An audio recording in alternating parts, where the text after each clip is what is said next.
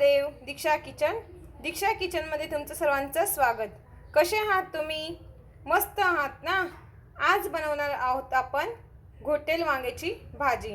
चला तर बनवूया. ते वांगे घेतले मी अर्धा किलो, छान असे कापून घेतले, बारीक असे फोडी करून घेतलाय, पाण्यामध्ये टाकलेत कारण वांगे हे काळे पडतात.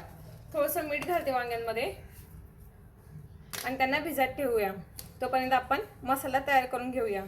मी इथे 4 ते 5 हिरव्या मिरच्या घेतल्या, थोडासा अद्रकचा तुकडा घेतलाय आणि 3 लसणाच्या मोठ्या पाकळ्या घेतल्या. हे मिक्सरमधून आपण वाटून घेऊया. कुकर ठेवले, कुकरमध्ये आपण थोडंसं तेल टाकून घेऊया भाजीला. ती कुकर ठेवले, कुकरमध्ये थोडंसं तेल टाकून घेतलं आपण भाजीला. मी जिरं घालते फोडणीला. जिरं छान असं कळकळीत होऊ द्यायचं. जिरं छान झालं आपलं, अद्रक लसूणची पेस्ट करून घेतली.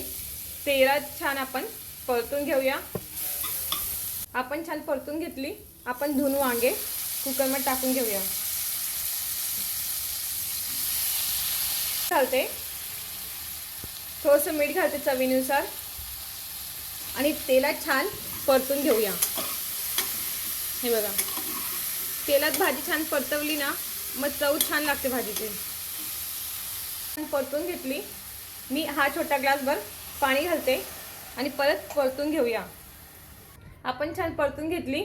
आपण कुकरच्या भाजीच्या 1 शिट्टी काढून घेऊ बारीक गॅसवर. 2 शिट्ट्या काढून घेतल्या.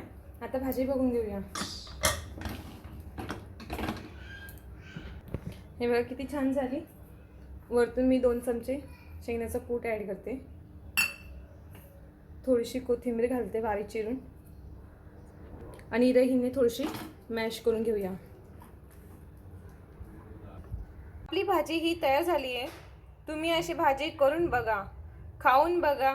अशी भाजी आपण डब्याला पण देऊ शकतो. असेच नवनवीन व्हिडिओ बघण्यासाठी व्हिडिओला लाईक करा, चॅनलला सबस्क्राईब करा. थँक्यू.